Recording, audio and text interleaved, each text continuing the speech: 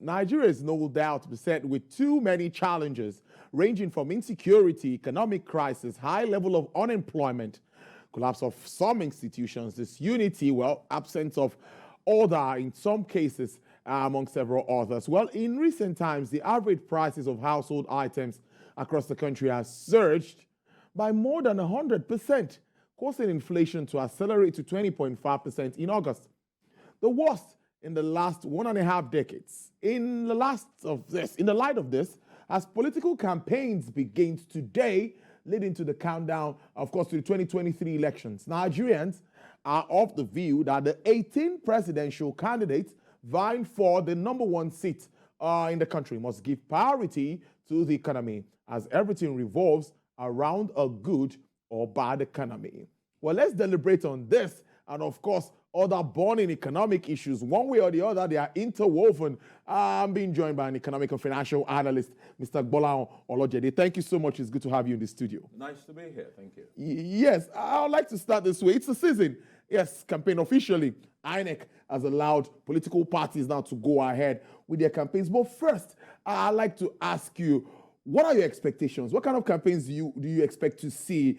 Because many have been talking about issues-based campaign. And if you're talking issues at the moment, the biggest is economy and economic issues. I don't know if you agree with me. I'll agree with you. Economy is at the top of the priority list of what Nigerians want their contestants to be able to speak to.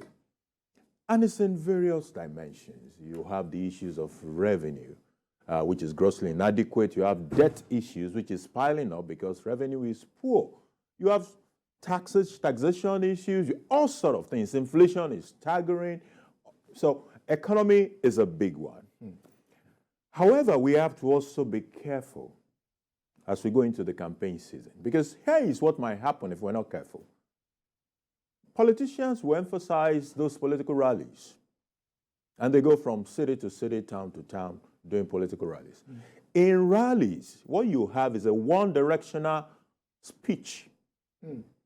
It is a politician saying, I will give you power, I will give you water, I will do this, I will do that. That's what you have at rallies. Now, those are not the kind of engagement that we should look forward to as citizens and voters in this election. Those ones who go ahead, they even have their own economic implications, and the awareness that they create is very important. But the one that voters must pay attention to are platforms that we must create. The media will be very important in this as well. So you create platforms that allows engagement, or allow engagement.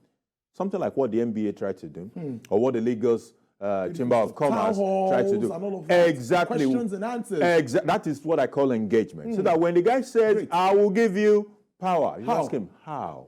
Then he can take you through his thought process. And that is proper engagement.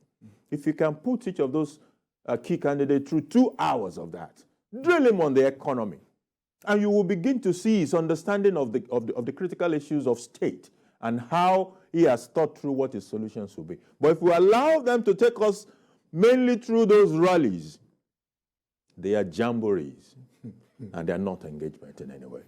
A very good way to start, as usual. It's always tight with Mr. Olojede. But I'm interested in the money.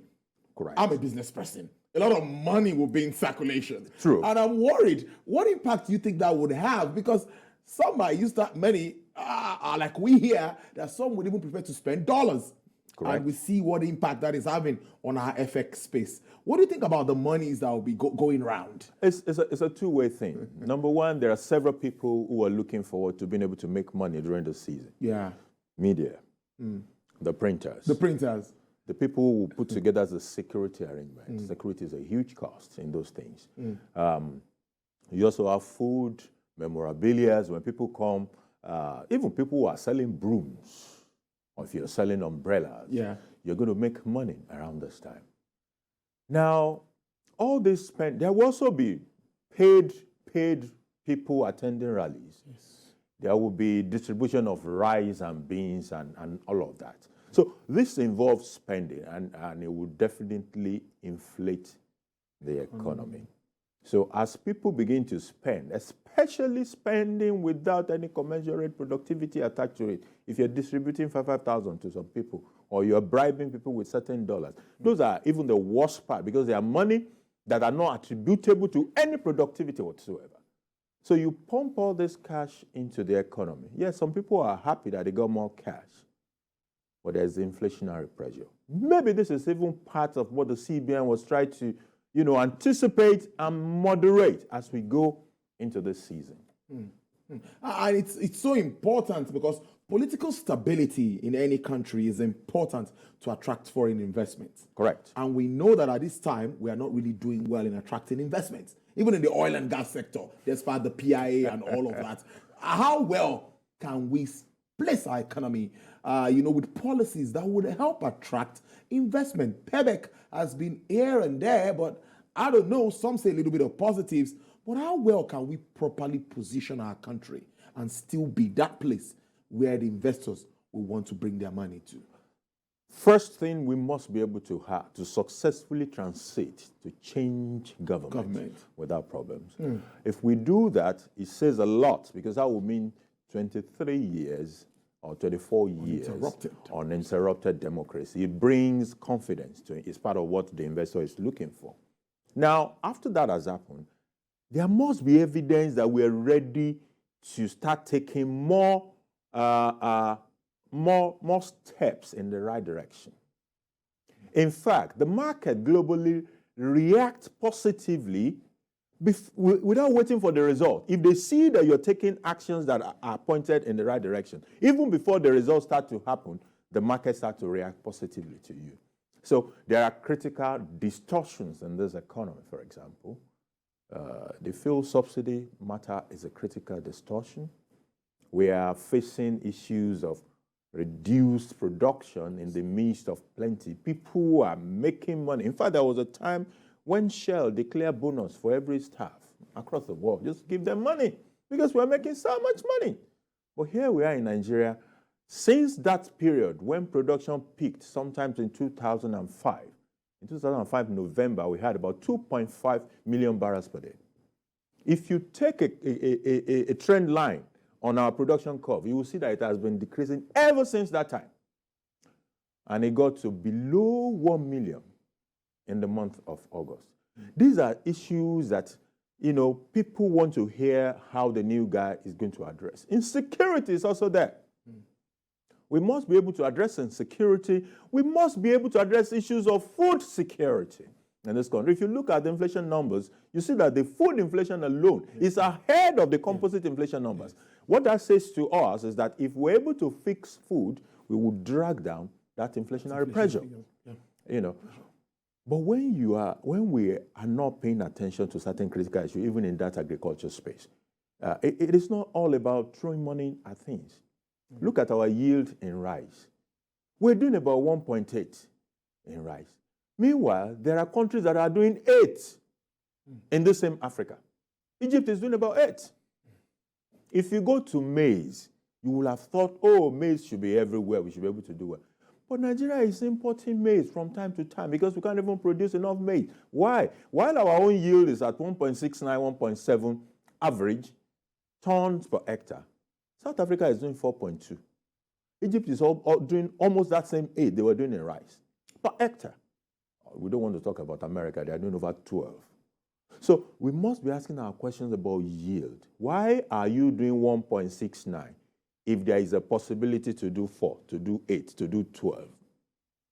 So these are the kind of engagement that we need to take up with this candidate to be sure that they understand some of these critical matters of state and will be in a position to address them when they come in the saddle. When they come in the saddle, start to do the right things. Take all those right steps.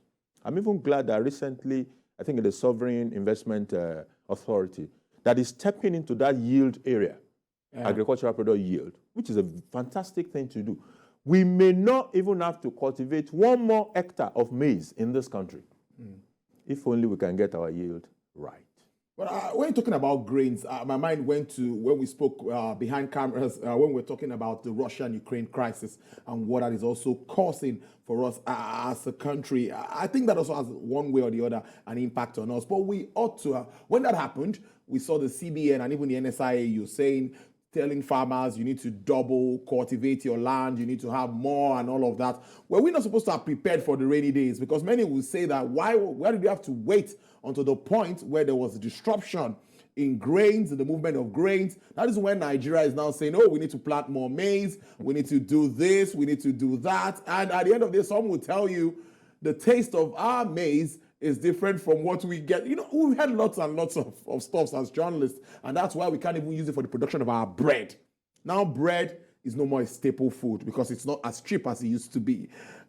What can be done really to overall this agricultural space? Anybody that becomes the CEO of this country, where do we start from? It starts from a vision. There must be a leader who can see 10 years, 20 years ahead. Very important. And be able to cultivate champions who believe in that vision and will help him at least within his own tenure, to do what? Number one, execute with discipline. Number two, build strong institutions. It is actually strong leaders that precede strong institutions. They help us to build strong institutions. And then strong institutions take over from that position. And then we'll be able to, execute that vision. That is where it starts from. A vision from a leader who knows what to do. If we get that right, we won't be waiting. We won't be taking the knee-jerk approach that you just mentioned. We waited till Ukraine and Russia war, honestly, and then we should have been planting wheat. More land. It doesn't work that way. And there has been a pattern with this country when we say, we are divesting. I mean, we don't want to be monoproducts again. We want to spread our economic base beyond oil. Once oil price increases and starts to do well, we tend to forget that. I've been hearing that word diversification for a while. For a while, it's been there. It's lip service. There were attempts to use agriculture under this regime, for example, and a lot of money was pumped into that space. As a matter of fact, if we dare to ask for accountability for a lot of that money, what we will see might not be exciting to us. And once you start to throw money at things, it is not only the real beneficiary that will go there. Anything you throw money at, all sort of people will come in to come and be part of that money that they see as free money. While we were addressing financing issues, we were not addressing yield, for example. And this is a way to think holistically about this issue. Beyond that is the fact that there is no single nation in the world that developed by selling primary products. You can't be selling just crude. You cannot be selling just maize or cocoa. No. You must be able to add value. And that is what makes nations to grow, not primary commodities. Interesting one there. Let's talk about borrowing now, which we've seen even the DMO boss is coming out to say, and you started with it too, issues around revenue. And also we spoke earlier too with Mr. Tilewa. He also mentioned that. But the argument is that most of this funding are for critical infrastructure projects. And some will say that, we can see. For the first time, I've been hearing about the second Niger bridge. But now I see it really, for real. It's happening. It's there. A lot of projects that we weren't expecting, we see them coming on board this time around. So we didn't really look at the rail project too. I'm just trying to identify 1, 2, 3 of them. What do you make of borrowing for critical infrastructure projects? If it is for critical infrastructure, it's a good thing to do. Borrow. Not borrow to pay salaries. Do infrastructure. Fantastic, yes. But not borrow for consumption. Okay. That is where the problem is, because infrastructure is an enabler. When you're able to create it, it will pay itself. There are people who think that, when you say the rail will pay for itself, they are looking at the tickets that you sell. No, that is not actually the main thing. It is the facilitation of business. That is the real thing. That is where you get a multiplier on the economic development of the country, because people are able to move. Goods are able to move. Yes. That is where the real yield is. However, we have also seen how some other things that, should I say, we didn't pay enough attention to, has taken away from this infrastructure investment. In the road side of things, a lot of innovation came into the road financing, all the Sukuk bond, the tax credit, and all that. I went towards Badagry and I saw the Sukuk road. All over the place. Yes, I did. Exactly. I saw it. I saw it myself. So it's working. We're not where we ought to be, but we're not where we used to be as far as road and another infrastructure is concerned. But what we are doing with borrowing these days is beyond infrastructure. We have to be honest with ourselves. We're going to pay for subsidy. We are borrowing to now you know what I'm talking about. So we're already borrowing to pay subsidy. It's worrisome. Aha. Those are the worrisome borrowing.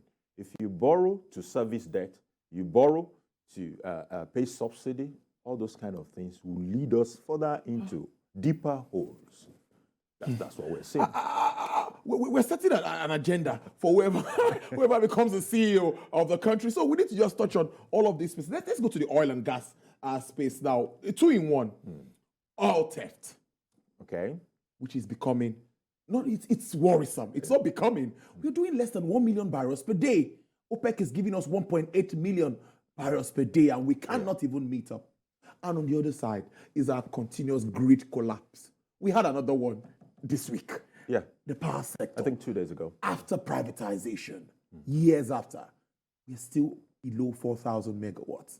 The Siemens deal, I think we heard some transformers are in, but let's talk about this sector. What should be the quick wins for anybody that becomes the CEO of this country?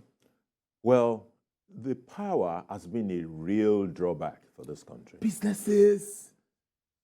So one would expect that whoever comes in will take a review at what is going on in that power sector. I know the cement contract is meant to help optimize what we already have. We have this disconnect between what we are able to generate and what we're able to distribute. True. There's a transmission somewhere in between. And when you talk about grid collapse, it is transmission. Incidentally, people are saying, well, why didn't we think of privatizing the transmission? Think about it. The distribution is not as if it is perfect. There are a lot of problems with distribution. There are a lot of issues, even with the GENCOs. But guess what? The reason we still have grid collapse is that transmission. And transmission is owned by government. So there is that thinking in the place that at least maybe if we sell it, we will quit having all these grid collapse, as the case may be.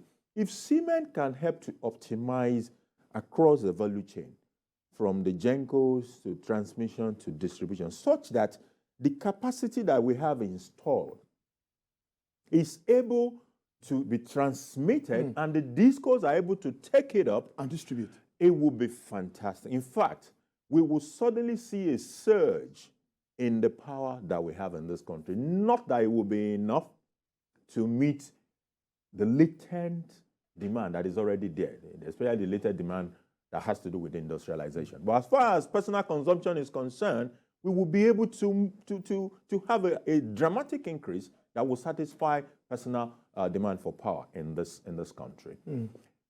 Investment is required. It is. Decisions on disciplined execution of MITO is required. We are always running away from serious matters in this country. Leadership is not about taking the routine decisions alone. It is also about taking the difficult ones. Yes. MITO is an example of a difficult one. Yes. But if we want power, we must be able to address. Because there's been that issue with cost-reflective tariff. That's been an argument that's been for a long time. Well, if we continue, we'll just stay in that sector because there's a lot to be done in that space. Well, let's now talk about role of youths. Youths are going to play a very important role, of course, as we move towards the elections, the campaigns, and all of that. I'm looking at also the social media space and all of that. What would be your advice at this time? We see a lot of news, fake news, and all of that. And we don't need to just heat up the polity unnecessarily at this time. We need to be very careful. What are you thinking? What are you expecting? What are you as we move on? Essentially, this will have been a good time for an organization like National Orientation Agency to play an active role, because what we need is a constant reminder on a lot of our young people about how we should approach politics.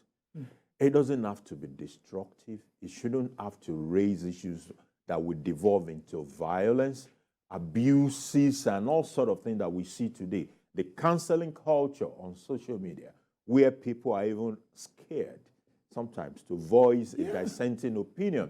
You may be concerned. You may have something that is dissenting, but you're scared because if you dare to say it, people will pull you and literally tear you apart. Those are cultures that we need to be able to moderate in this season. so that we are able to focus on the issues. It is the issues that matter, not that my candidate is better than your candidate. If he's better than my candidate, let him tell me in the discussion of my issues. Oh, very interesting conversation. Well, I'd like us to wrap up on this. So, despite all odds, many would say that Nigerians are resilient people, strong people. They would always go about their day-to-day activities and want to do that. What is your outlook for Nigeria's economic space, despite all of these challenges? Yes, we are grappling with inflation, we're grappling with forex issues, we're grappling with global issues that we cannot isolate ourselves from. But do you see light at the end of the tunnel? that usual saying. Where is that light? If you see the light, can you let me see the light too? Well, what do you think? Honestly, it looks like an average Nigerian, it's not really easy at the moment. No, it's not fun as we speak. But there is light at the end of the tunnel, in my opinion, especially if we get it right in 2023. We need leadership to actually lead this nation. Like I said, the global environment does not even wait for you to start seeing the result. Once they see that you are heading in the right direction, they start to respond positively to you. And we can cash in on those positive reactions and begin to rebuild block by block. The beautiful thing about this nation is that those blessings are still there. Yes. The land is there, the water is there. Under the land are minerals. Then the people are here. What do we want that God has not done for us? It is our capacity to be able to put together these ingredients and cook a new broth called Nigeria that we can all taste and be happy. The Nigeria of our dream. And it is possible. Let's leave it on that very optimistic note. I've been speaking with my guest here, is an economic and financial analyst, Mr. Gbolahan Olojede. I'm sure you enjoyed every bit of his submission to this very important discussion. Thank you so much. It's good to see you after a while. Do enjoy the rest of your day. Thank you very much. Nice to be here.